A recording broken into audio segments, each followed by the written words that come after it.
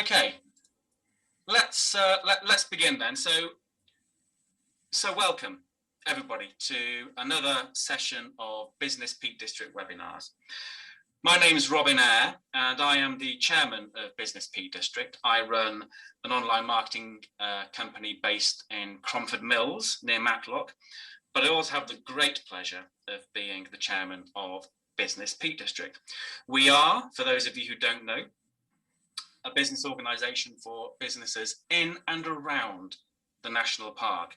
So we have a variety of businesses in a variety of sectors, be that manufacturing, be that engineering, creative, but also possibly, understandably, the visitor economy plays an important role in our membership, and in its broadest sense. So we have accommodation providers, we have shops, we have cafes and retailers, restaurants, attractions, rides and slides, but we're quite a diverse community of businesses.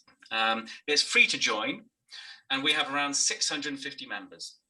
So if you are wanting to join, do please go to businesspeakdistrict.com, and there is a big button there just to say join, and on the page there will be details of who we are and what we do. Okay, so today I am delighted to welcome both Jean Ball and Sarah Battarbee. So Jean is going to tell us more about ShopAppy, which is a free online retail e-commerce platform for Derbyshire businesses. And Sarah is the manager of Grindleford Community Shop, who is one of the participants in the ShopAppy scheme. And we also have our vice chair here, Pete Dewhurst. I'll let Pete introduce himself in a moment, who will help me manage the chat and the question and answers. Before I forget, any questions, do please use the question and answer box. If you look on your Zoom screen, you should be able to find it. And without further ado, let's get started. Pete, can you please introduce yourself and tell us what you do in your daytime job? Yeah, thank you, Robin. So daytime job, commercial director at the University of Derby, and so I manage business incubation units, co-working spaces, etc., and I'm heavily involved in economic regeneration activity across the county and the city of Derby at the moment. I'm really pleased to be here for this session. This is the second ShopAppy webinar we've had, and so it's back by popular demand. Thank you. And Jean, I believe you're going to begin today. So let me mute myself, and please introduce yourself and tell us all about ShopAppy. Thank you, Jean. I'm Jean Ball, and as it says on the label of my little video picture here, I live in Buxton, have done for over 30 years, despite my semi-American accent. I won't give you my life story. But my home is Buxton in the Peak District. And for many of us on this call this afternoon, we do consider the Peak District our home. And I think the home is where our heart is. And place matters. So, it's one of the first things you say to people is, where are you from? What's your hometown? And that place is really important. And it's something that we've learned more about during lockdown, as many of us have rediscovered our local areas and our local communities. The number of people who are helping each other out in a gazillion different ways, not just bringing them food parcels, is actually quite awesome and inspiring. People have discovered that they're at home, but they're not alone. And I think that's really positive. My slides aren't moving on. Come on. Here we go. So, our world is going through significant change, and particularly town centres, and there's a lot of talk about it at the moment. I've worked in the place management sphere for over 20 years, depends on how you describe some of my previous jobs, maybe all of my working life. And I think that perhaps the most important transactions that happen on our high streets don't involve finance at all. It's not about buying and selling things. It's about interactions. It's about feeling part of a community. Those work hubs and working from home that Peter mentioned, much more of that is going to carry on past COVID. It's changing the way that we relate to our places. And town centres, are complex places. We're complex beings.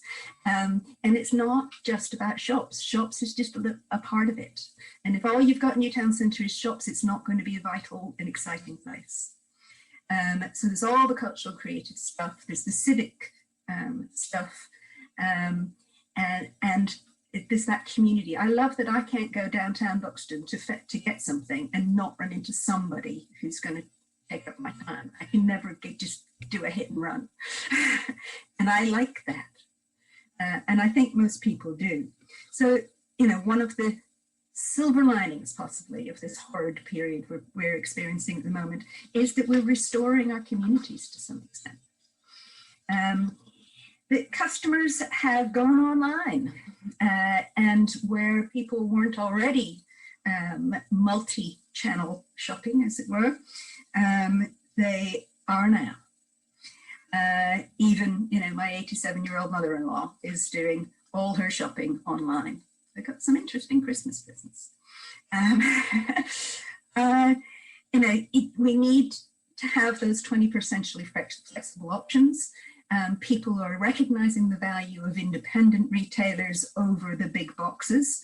But in order for those independent retailers to provide goods and services to the 21st century consumer, they need to be both bricks and mortar and online, and possibly something else we don't know about yet. So it's important to not just be a shop. And as I've mentioned, where you shop matters for a lot of different reasons, including that running into somebody that you didn't expect to run into on the way to the newsagent. It keeps, and I'll explain in it over a couple of slides in more detail, it keeps the money and the jobs locally and not hemorrhaging to elsewhere. We are all becoming more conscious of the provenance of the products that we buy. More and more, I was in the queue at the veg stall on the market yesterday, or Tuesday, yeah, that was yesterday.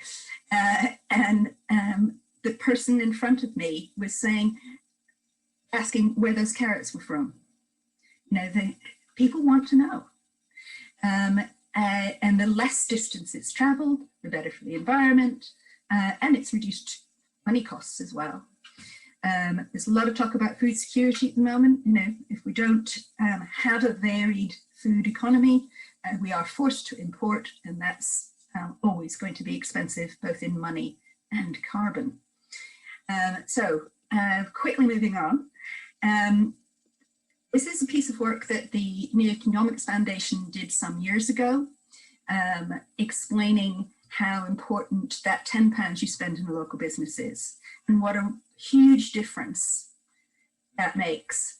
If you spend that same £10 in a multinational, only £2.50 stays in the local economy. But because of the multiplier effect, if you spend it locally with a local independent business, £25, because it multiplies. This is the actual multiplier, and these slides will be available to you afterwards, so you can play with the maths as much as you like. So just one specific example is that we took Buxton in 2009.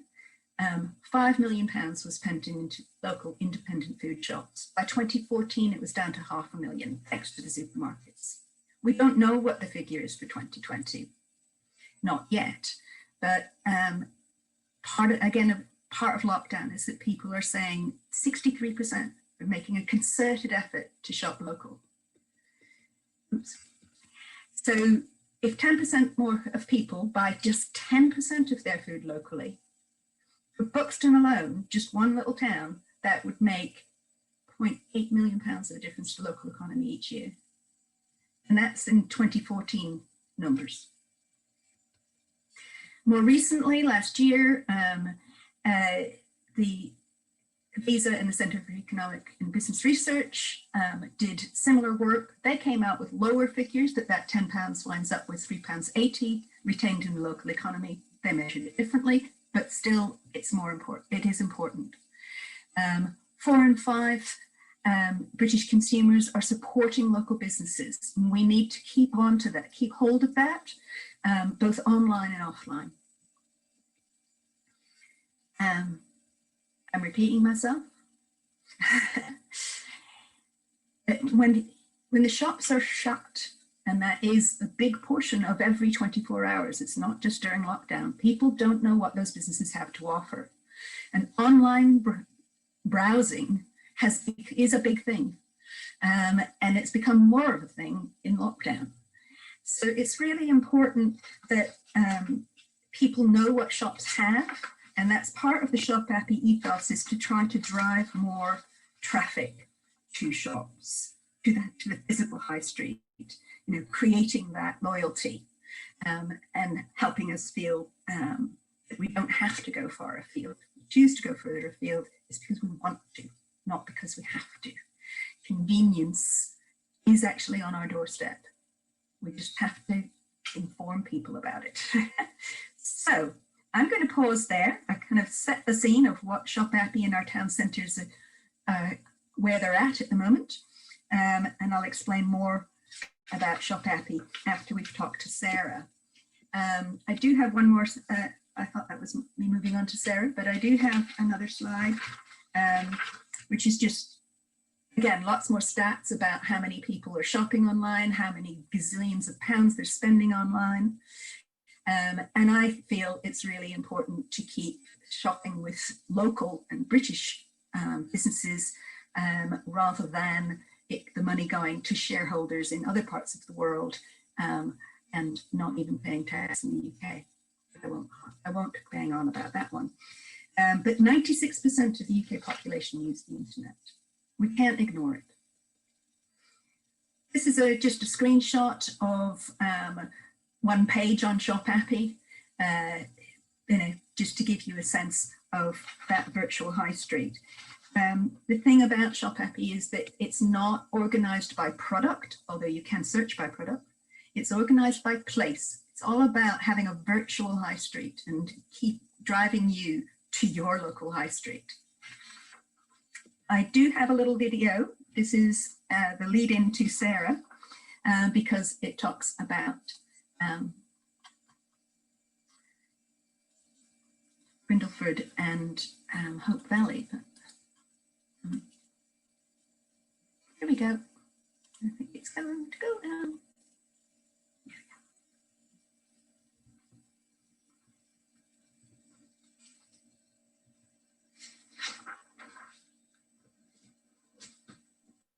I'm not sure we can hear that, Jean. Oh, really? Yeah. Okay. Then we had this problem last time.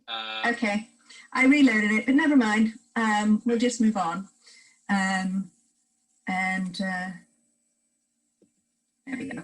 So let me introduce you to Sarah Battarbee, whose business is inspirational. It really is. So with no further ado, I shall let her tell you her story, and then you get me again. So over to you, Sarah. Thank you, Jean. Hello, everybody. I'm Sarah Battarbee, and I'm the manager of Grindleford Community Shop in the village of Grindleford, which is kind of near Bakewell. I expect most of you know where we are. So this is a little story about how we started from nothing, and we all had a very good time. And at the end of it, we had a shop and a partnership, and we also started to be part of a virtual shop across the whole of the Hope Valley. Can I have the next slide, please, Jean? Thank you. So we are actually literally in the church, and there's a tale to tell about that too, which I won't tell you right now, but we're in the old choir robing vestry. Occasionally we get very old gentlemen coming in and saying, oh, I used to be in the choir here. This is me in 2014 trying to decide where to put the counter. Next one. And this is us now. So this is how we transformed the choir robing vestry over the course of time. The key thing that we learnt, is that don't borrow any money, basically. So we begged, we borrowed, and we stole. That wooden stand near the freezer there was actually in my airing cupboard before it was in the shop. And we stole Carolyn's chairs and table there, which she never got back again. And there's various other sort of basically scavenged bits of wood around the place. But by not borrowing any money, it meant that we didn't have any debt. So if we went south, which we thought we might do after 6 months, it didn't really matter. And that meant that we enjoyed it. And because we enjoyed it, we carried on. And here we are, 7 years later, still trading in profit despite COVID. So only a little tiny profit, but even so. Thank you. Next one, please. Thanks very much. So because we're a community shop, our values are of community and not of commerce, which makes us different from an ordinary commercial shop. And in fact, community shops have a tremendous survival rate in the way that commercial shops don't at the moment. This is Charlotte, our egg lady. She runs a little egg business from Grindleford chickens, and that's her bringing the delivery in for the day. Thank you. And these are the sorts of things that we sell. So everyday essentials, started with because what's more essential than that? But we also have lots of a little local honey business, and also you've just seen Charlotte with her egg business. So really can't get much more local than in the village. Thank you. And then the other thing that we discovered was that if you buy in really tremendous luxury goods, I suppose, quality and quirky, then people will come for those because it's pretty difficult to get a croissant in the Hope Valley at the moment. And once they're in, of course, they start buying the other things like tea bags. So we're very lucky to have Welbeck who deliver to our door. They're not local, they're Nottingham, but they do bring fresh bread to us every single day. And it's just the thing we need, our USP, which has been, oh, sorry, that went a bit wrong in the translation there. Anyway, so next slide again, please. So this is me and my friend June. Tea and cake is about 60% of our business. It's really important at the minute. And as you'll see when I progress a little bit further, at the minute we don't have any indoor seating, which is a bad thing in the Peak District because it rains a lot. So we're in the process of developing something there as well. Next one, please. This is what our customers say about us on TripAdvisor. I love this. A tranquil place of refuge and refreshment. They've not met us. And the next one. The tiniest little local shop. Yeah, kind of associate with that one. And the next one, please, Jane, thank you. And this is our best friend, little Robin, who comes in to see us. Again. So that's sort of broadly what we are. And the best way to find out everything else is to come and see us. We'd be delighted to see you, even in the middle of COVID. We've got our doors wide open. But we did more than that. And this was really the whole point of setting up the community shop, was to put the heart back into the village after our last commercial shop shut. Next one, please. So this is preschool. There's very little provision for children in the village, and the younger than 3s come over twice a week and buy cranberries, and you can't see them because they're so short. So they're shorter than the counter, but they have a lovely time. Next one. And on the right there in black is Lucy, who's one of our Duke of Edinburgh volunteers, and she's actually serving Kay, who sadly left us last year. Kay was 90, and when she stopped driving, she ended up doing all her shopping in the Grindleford shop. So we've got all the generations there. And this is the refill pop-up shop. It's not quite as good as the Buxton one, but it runs once a month. And what's lovely about it is it was set up entirely by residents and by shop volunteers. Nothing to do with the shop, we just provided a space. So this just all happened because we provided a venue, and that was tremendous. And other things like that have happened. Next, please. This is just such a nice photo, really. I kind of shoehorned it in. So we went a bit bananas with Light Up Our Town. I don't know if you did too, last Christmas. And this was the shop church's collective effort. And I think it looks really kind of elvish. Next one. This is our Cyclo Sportive, which happens every year, even last year, although it was a bit weird last year. So it attracts to the village about 400 cyclists, getting on for £6,000 worth of funding. It's all run by the shop and shop volunteers. But the really nice thing about it is that the whole village comes together to run it. So we have about 30 people involved, and we just have a lovely, lovely day. And we get to meet lots and lots of cyclists, and they say, "God, it's a nice shop," and then they come back again next year. So it's a tremendously good thing all round. Next, please. This is Apple Day that's also run at the shop. Don't know if you have an Apple Day. As you can see, what's left after you've squished all the juice out of those apples, that all goes off to the local pig farm. Not a scrap wasted.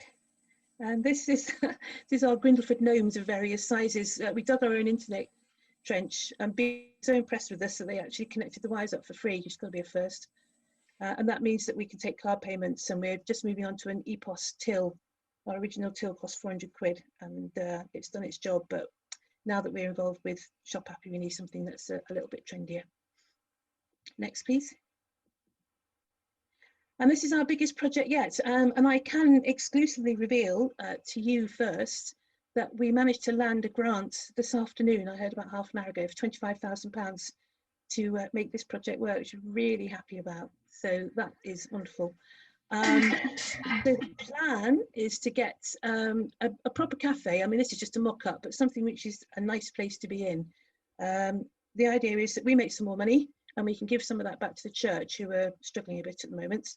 And we can also do things like attract villagers to come and you know, have a cup of coffee, get people to come and have business meetings in the dry, because obviously you can't guarantee a place doesn't work, but we will have dry seating, which would be fantastic. And also to set up things like maybe an Alzheimer's cafe, a memory cafe for some of the residents in the village who are struggling. There's a fair old record of that in some of the bigger, more isolated houses. We wanted to do that for a long time. So yeah, nothing to stop us now. Go, go, go. Thank you. And yeah, this is a kind of compare, which one do you think? So on the left is the vicar, who's the chair of the parochial church council, which is just tremendous. And on the left is Kate, who's our shop chair. And we really wanted them shaking hands in a kind of grade 7 leaders on the step sort of way, because they were just sealing this historic agreement between the shop and the church, but we couldn't do that because of COVID. So they're just kind of grinning away behind the masks instead. And I think that's sums it all up. Next, thank you. And as a result of that partnership, they've got the land, we've got the money and the enthusiasm. Lots of green projects, of which I think this is probably the most, being able to get some EV charging points into the village. 2030 is only around the corner. Next, please. Okay, so this is my house in Teddington, and you might think, well, why am I showing you a picture of that? If I could then have the next slide, Jean. This is my house in Grindleford, so it's basically the same view out the front window in 2 different places. And it was while I was looking out of the window thinking, this isn't really like Teddington very much, it dawned on me that, next slide please, I can actually draw a circle around my community, and then I know who's in my community. And I think that's why in the Peak District you can have all these really lively, vibrant community things going on, which in Teddington, where one street merged into another and then it was another place but you weren't quite sure where, just doesn't happen because you don't know who belongs to you. And I think that's a really important point as to why we're able to do things like the virtual ShopAppy shop as well. So next slide, please. So last year, a group of us in different villages, which is what those orange blobs are, got together to talk about the various COVID support networks that had sprung up. And as a result of that, we started to ask ourselves the sort of what if question. And then the next one, please, which is what would happen if we thought about joining all of those communities together? There's already a lot of stuff going on. You know, we've got a secondary school, so all the primary school mums and dads meet there, and various other things happening. So what we were missing, of course, was the platform, because we didn't know how to make that happen. So next slide. So we got to chatting to ShopAppy, and as a result of that, we've put together this thing called Hope Valley Vendors, and that is a little homemade logo that somebody put together. And Hope Valley Vendors is our version of ShopAppy. So it's about 13 shops. Sorry, next slide, please. It's about 13 shops in the valley who've joined up for this. And this here is our ShopAppy team. So that hasn't quite worked out with the translation, but you get the gist. So on the left there is Mike, who's the brains behind the entire operation, and he's just sent me a photograph of him apparently lending a computer to Bill Gates. So I was kind of looking at him in a slightly more revered light now. Sorry, that's outside the shop, obviously. Next slide again, please. And then this is one of the 13 shops. This is Rob in the Maynard Hotel. You might know the Maynard, quite famous known about. He's come up with tremendous routes of selling beers, wines and spirits on the Hope Valley Vendors site, which has suddenly made us tremendously more popular, as you will see in a photograph in a minute. Next slide again. And this is Sunshine Pizza Oven. So there's lots more than this, but these are just the two that I've picked up. This is the genius idea. You may have had a Sunshine Pizza, and if you haven't, then you've not lived. And now's the time. So they make those lovely wood-fired pizzas, and now they're selling us the ingredients on the ShopAppy Hope Valley Vendors site as well. So you can actually buy a dough ball and then various bits and bobs stick on top. Clever. Next one, please. And then the plan is that we will be able to deliver all of this shopping to people's doors, and we have access to an electric van, which is amazing. And the guy who owns the electric van is building a container lorry with a solar array on top. So you drive your van in and you plug it into the sunshine. And apart from saving all the emissions that come from the big supermarkets who are in Sheffield and come out to Grindleford and West 3 or 4 times a day, even within our confines, we'll be driving an electric van, so it feels really exciting. Next one again, please. So this is a typical haul. I hope there's about 4 different orders in there. So we've got cheese and dough balls and salami from Sunshine Pizza Oven. We've got wine from the Maynards, and we've got beer from Eyre Brewery. 2 bags are from Coleman's Deli in Hathersage, and then you've got various bits and bobs from Grindleford Shop, which includes our lovely bread and jam. So somebody was obviously planning breakfast, and that will go out in the van to 3 or 4 different houses. And again, please. And then when it gets to their houses, that's kind of what happens to it. Lunch. Next one again. Okay, last slide, which is, I'm not sure there are huge numbers of presentations that end on a picture of a hole punch, but because it's not all about food, we have, for example, Bradwell Post Office who will sell you some A4 paper, and I needed a hole punch and I didn't want to go into Sheffield, so I ordered one on the Hope Valley Vendors website, and it arrived the next day and it cost me £4.99. And that kind of felt like a bit of a Hope Valley miracle, really. It was just tremendous. I was really pleased about that. So just to round up very quickly, over the past 7 years, we have gone from literally nothing, a bunch of hapless amateurs who had never managed a shop in their life and no premises, to a thriving business. And then we managed to get into partnership with the shop, which is going to allow us to put a real kind of hub into the middle of the village in the shape of the cafe. And then we joined up with 6 other villages, and we're part of the Hope Valley Vendors ShopAppy virtual supermarket. So it feels like quite a journey, and we're just thinking there's nothing to stop us being here in another 7 years' time, and who knows what we'll have done by then. Thank you. Isn't that story wonderful? It's just extraordinary what people can do if they choose to do so. And one of the things that Sarah alluded to, her shop is an extraordinary business. And there's all kinds of businesses who are jumping on the ShopAppy platform, which is a transactional platform. As I said, it's organised per town. Derbyshire County Council, as part of the COVID recovery work and part of the digital strategy, have made ShopAppy free to any business in Derbyshire for the next 12 months. Well, 12 months started in November. So you can get on the platform, there's support to help you do that, and you can do all kinds of things, not just sell stuff. Another thing ShopAppy is very keen on is the people behind the businesses. This is independent businesses, and everyone has a story, like Sarah's. Hers is extraordinary, but each one is a family business. Each one, people depend on it and they put their hearts and souls and passions into their business. So we put the people first. And a lot of the photographs on ShopAppy, you will see the main photograph for each business is the people who work there. Another of the things that ShopAppy it's still in the course of setting up, but they've got it nailed in the Hope Valley area, is collective click and collect or delivery. so that you can order from multiple shops in your area all at the same time and pick it all up in one pickup or have one delivery. As I say, we're still setting it up in some of the towns, but Hope Valley is sorted. I think Bolsover is got one, Belper, there's a few places, and we're just setting those up. It's early days. It's only been around in Derbyshire for 2 or 3 months. It also helps you extend your the shop hours, because people can collect after you shut from the first collect point. Small businesses are so adaptable, and some of them have been coming up with some great combinations, and that sort of collaboration, community work, like Sarah was talking about, of combining. The In the Doghouse dinner was a restaurant who came up with, a cooking kit, and he linked up with a pub who had off-sale alcohol to sell, and they're selling it as a package. I hope they did well for Valentine's.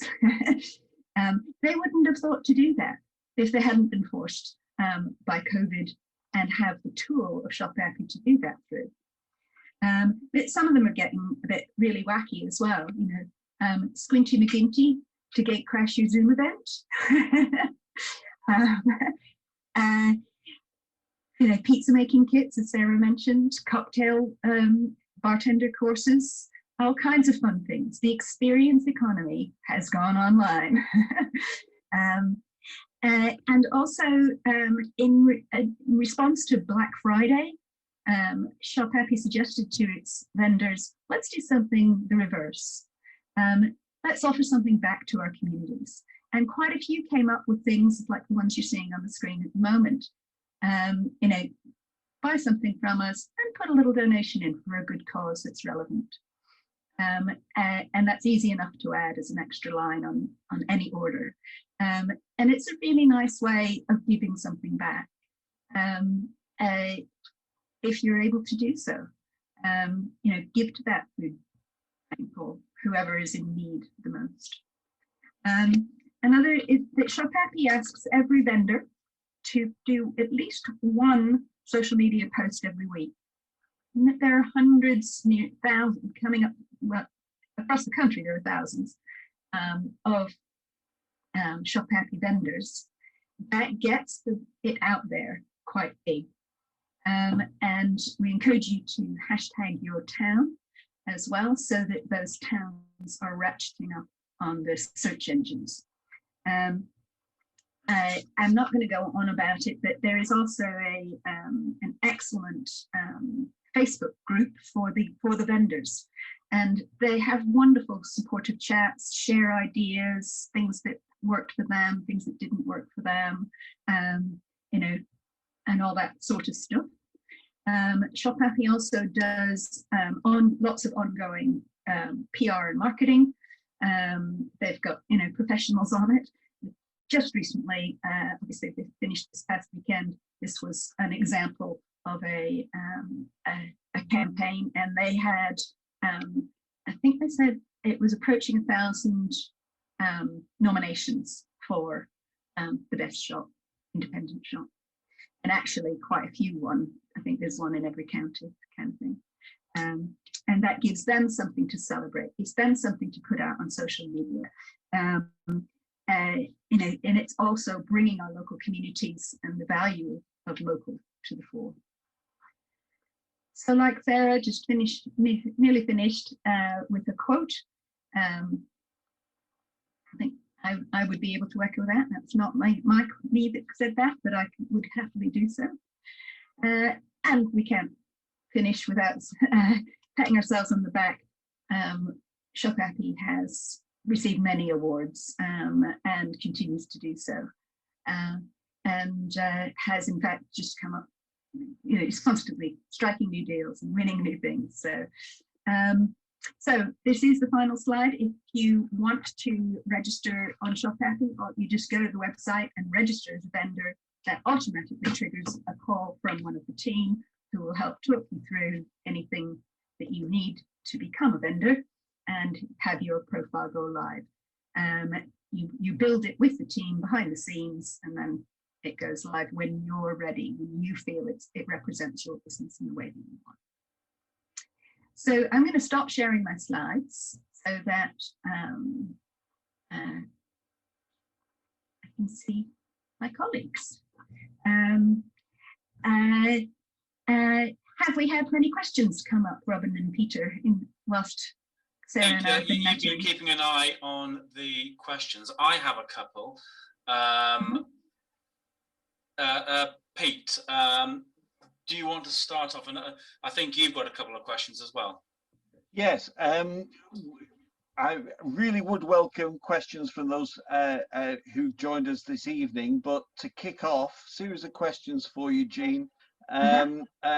What are the origins and the history of ShopAppy? Is it free for participants? Will it always be free? And what is the service offer for participating businesses? Quite a long list there. I'll start with, if I miss one of your questions. Yeah, no problem. ShopAppy started about 4.5 years ago in Yorkshire.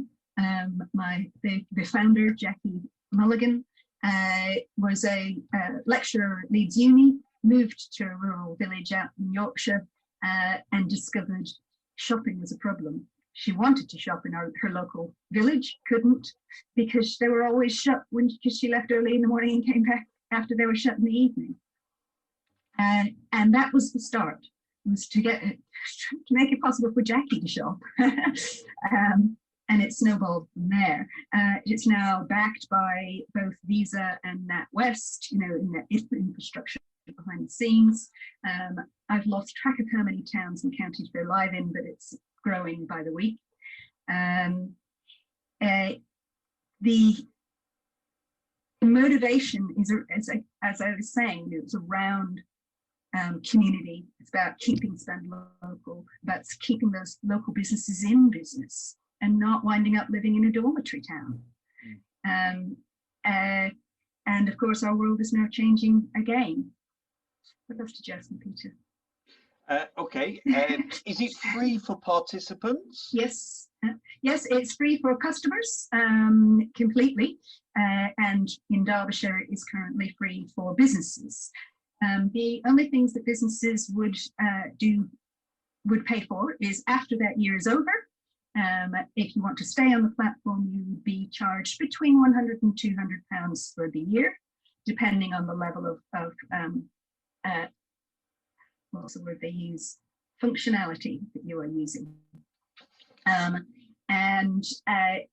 The ShopAppy does not charge a transaction charge. There is no ShopAppy transaction charge, but the bank does charge a 2% transaction charge. That comes out before you get your money. You get your money quick. They do 2 payment runs a week. And in the run up to Christmas, they're doing 3. So, as soon as the money's received, it's being turned around and arrives straight in your bank account with the 2% taken off by the bank, not by ShopAppy. Okay, thank you for that, Jean. Very last question. I'm hoping that some of the participants in tonight's webinar will be keen to contact you outside of this meeting to say, sign me up. Okay, and there is a question that's come in from John Ward, so I'll ask that next. However, if that happens, just talk through step 1, 2, 3, and what the benefits are to them at the end of step 1, 2, 3. Okay. If they go straight on the website and click on the become a vendor, it's the obvious thing. You get a form to fill in, address, blah, blah, blah, blah. And the more, obviously, you have to get, before the profile goes live, things like opening hours, whether you're going to offer delivery or not, all that stuff. You build that behind where nobody can see it except you in ShopAppy. And the ShopAppy team will talk through on the phone or on Zoom or any way you like with each individual business to the extent that they require it. Some businesses get the whole thing and they're pretty much ready to publish before the ShopAppy team spend 5 minutes with them and away they go. Others, it's 3 phone calls of an hour each time before we get there. it's up, whatever, different businesses have different learning curves. And of course, they're going to need things like photographs of the products that they want to put on. They might not have that in the first call, so we'll go away and get them and come back, that sort of thing. But once that you get to that point that your business profile goes live on the site, then people can start buying from you there and then. A friend of mine here in Buxton registered in November, and within 3 days she had her first order. It's not going to transform the world. It's another route to your business. ShopAppy isn't actually keen on having 100% online businesses. We want bricks and mortar businesses. We want to be on the high streets, keeping life good.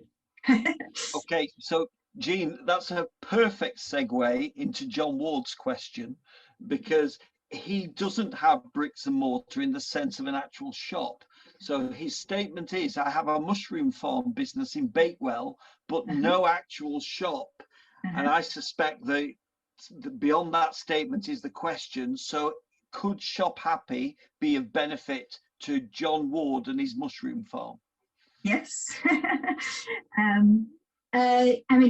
me, on the ShopAppy way that it works, it's very similar to a young woman in Worksworth, actually, who just does greetings cards from her home.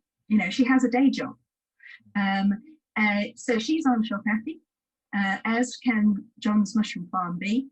You just need to come up with how you're going to allow the product to get to the customer. And we can talk that through with you. We'll be setting up, we're nearly there, as I said, delivery partners in each town. So you could work with that delivery partner if you don't want to do it yourself. And we'll be setting up the click and collect collective locations. And again, your mushrooms, I could pick up the mushrooms along with some meat from the butcher and some bread from the bakery, all in one pickup if I wish to do so. But no, you don't have to have a bricks and mortar shop. But we just don't want people to think that ShopAppy is an alternative to the high street. It's an as well as. The two support each other. Okay, John, liked your answer. Thank you very much. Robin, you said you had some questions. Over to you. The chat's interesting, by the way, as well. There's a lot of green agenda, climate action conversation going on, and long may it continue. So thumbs up to all of that. Yeah. Yes, Sarah, do you have a delivery radius that you deliver to? So clearly, ShopAppy is locally business oriented. How far do you deliver to? We deliver to all of S33, including Edale, which is miles away from anywhere, and to basically Grindleford and Hattersage and S32. That's now because we're new and we're just setting up. I think we realised that if we went too big and ambitious to start with, we've got, basically it's all run on volunteers and it's winter. But we're certainly thinking that we might extend that out towards Bakewell once we get established, because basically there's all sorts of interesting shops and lots of people with money out towards Bakewell. And do you charge a delivery charge? Not during COVID. We originally thought we'd charge £3 because obviously we need to pay things like insurance. But for the time being, we've got some nice grants, so we're just using that. And obviously people are very generous and using their own petrol and so forth. So. And was that grant? Could you tell us more about the grant? Is it specifically on community projects or community shops? Can you just explain a bit more about that? Well, we've got grants from all over the place, actually. So we started off going to all of the parish councils because we've all got fingers in our own parish council pie, and they all gave us £250 each. And we got some money also from the district council and from the Derbyshire County Council, who were all interested in this. And then we started reaching out a bit more into just local grants. So none of it's sort of specific, it's just us finding people to ask and asking them and them thinking it's a good idea. Great. And being kind of in the online, being in the online sector myself,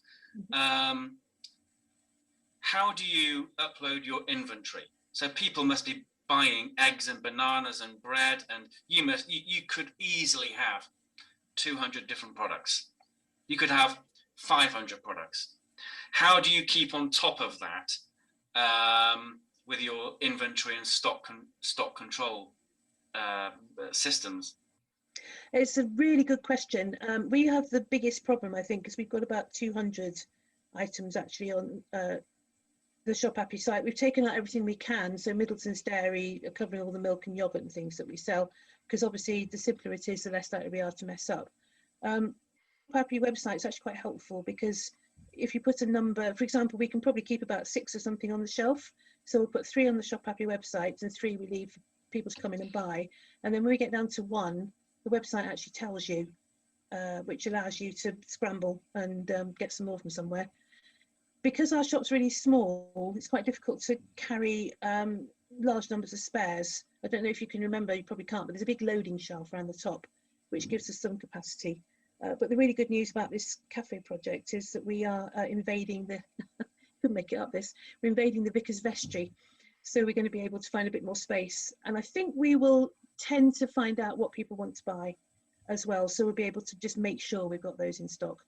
And the only other thing to say on that point is that, as I was saying earlier, we're going to splash out and buy ourselves proper till, because I think ShopAppy, Jean, you can confirm this, I think ShopAppy are able to upload everybody's inventory if they're using the market leaders like EPOS. Sorry, I don't know the details of this, but we just think it would be so great because it will do all the work for us. Yes, the ShopAppy site has just in the last 2 weeks had a serious upgrade behind the scenes. And one of the reasons for that and the additionality is that it's now able to integrate with most of the commonly used electronic stock control systems. For example, I have, you probably, if you're in the area, you know Potter's in Buxton. It's an independent department store, 5th generation, quite wonderful. And they've only got vouchers on the site at the moment, just kind of a holding bit, because they were waiting for the upgrade so that because they have like 2,000 products, and then it'll be integrated so that whether they sell a product in the bricks and mortar shop or online or through ShopAppy, because they have their own trading website, it doesn't matter. It keeps it in one record, one stock control record, and then they know where they are. You know, having 3 different stock control systems would drive any business mental. So there are a number of businesses who were kind of hanging back, waiting for the website to be ready. So we're expecting a little flurry of them adding many more products or going live when they've been sitting in the background. Sarah's disappeared. So, Pete, do you have any more questions on? Yes, and it would be useful to have Sarah back, but Jean, you may be able to assist. Neil Buttle wants more information about the electric powered delivery option. Is it in place now? Will it be in place shortly? When will it be in place, and so on? It's in place already in the Hope Valley. They are using it, and that's for the Hope Valley. It's theirs. We are seeking delivery partners who have greener options, and in fact we are in discussion with a cargo bike company as well. So, for example, sometimes the deliveries in some places are done through taxi companies. So we would prioritize, and we would prefer to work with a taxi company that has an electric car than one that's a petrol or diesel car. But you know, we're realists, we'll work with what we've got, but where there are green options, ShopAppy will make those choices. And Jane, we've spoken about people who maybe have an existing shop or produce goods and vegetables and so forth to sell. If you are a service provider We saw the chap who was going to gate crash a Zoom meeting. Yeah. But let's just say you coach people, or you're, let's say, an accountant, a lawyer, a service provider of some sort. Can they go on ShopAppy? They can. There's even a funeral director selling packaged funerals somewhere in Yorkshire. Hey, Sarah's on her way back. So yes, ShopAppy will gladly accept any business, and then obviously the shops like Sarah's that are selling the essentials are core. But once you've got your core, the more the merrier. There's one of the most successful ShopAppy vendors is a chap who runs a little art shop, but beginning of lockdown, he started selling art lessons, art classes online on screen, and it's transformed his business, completely transformed his business, because people can't go in his shop. It's not an essential shop, but they're not only booking his courses and paying him for doing that, they're buying the products from him through ShopAppy. So they're booking the lessons and buying their canvases and paints and everything from him. And he's a very happy man. So that's somebody who sold just things, who went into services and is selling both through ShopAppy now. Right. Pete, any more questions? We've got 7 minutes left. For our guests, this will be on our Business Peak District YouTube channel. We've got Frank Bagshaw. Do you have plans to offer pre-prepared meals like Culver Spa Shop? That's a question for Sarah, I think. We can't at the moment because our kitchen is so tiny. It used to be where the good ladies arranged the flowers for the church, and you would need a really very small cat to be able to move around in there. So the health and safety person simply wouldn't even countenance it because we can't get far enough apart. But once we've invaded the Vicar's Vestry, we think that we may be able to do maybe simple things like paninis. Great. Certainly shops who are offering ready meals, homemade ready meals, homemade, on ShopAppy. You saw the pizza kits.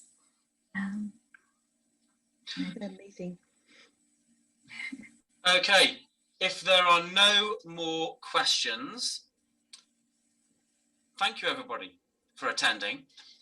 We will continue with our Business Peak District webinars. Do please go to our website, businesspeakdistrict.com. Do also sign up for ShopAppy. The more people that participate, the better.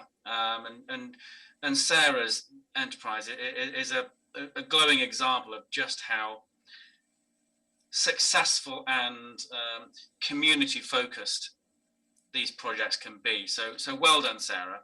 Thank you. Can I just interject that if anybody wanted to talk to me about any of the details of how to do these things, we'd be more than happy. We sort of laugh that community shops are a bit like sourdough starter kits. You start with a sourdough starter kit, which is you, and everybody helps you and it grows, and then when you're up and established, you help the next people. So it's kind of part of the ethos that we help other people, and we'd be really, really happy to do that. And how can they get in touch with you? Do they just Google Grindleford Village Shop? They could do that, or of course they can go on to ShopAppy, but can they go to you directly? Yes, come to me directly, and I'll just attempt before we run out of time to stick my email address in the chat. And yeah, okay, so I can't stick my email address in the chat. You can. If you want to tell me what it is, I shall pop it in the chat. Thank you. So remember, I'm called Sarah Battarbee. So it's SAR. Yeah. .BAT. Yeah. Number 2 @gmail.com. Sarah SARA .BAT2 @gmail.com. Close. It's not SARA. It's just SAR. Oh, Sarah.bat. Well done. My helpful listen. Yeah. sar.bat2. That's it. There we go, folks. Whizzing its way over to you in the chat. Yes. Thank you, Jean. Jean at hello@shopappy.co.uk and Jean at tbld.co.uk. But of course, if anybody wants any information, please contact us at Business Peak District through the contact page. Jean, can we have your slides and yours as well, Sarah, for the Business Peak District website? Yep. Great. They're all put together in one big pack, Robin. I'll send them to you later or tomorrow. Great. Ladies and gentlemen, thank you ever so much again.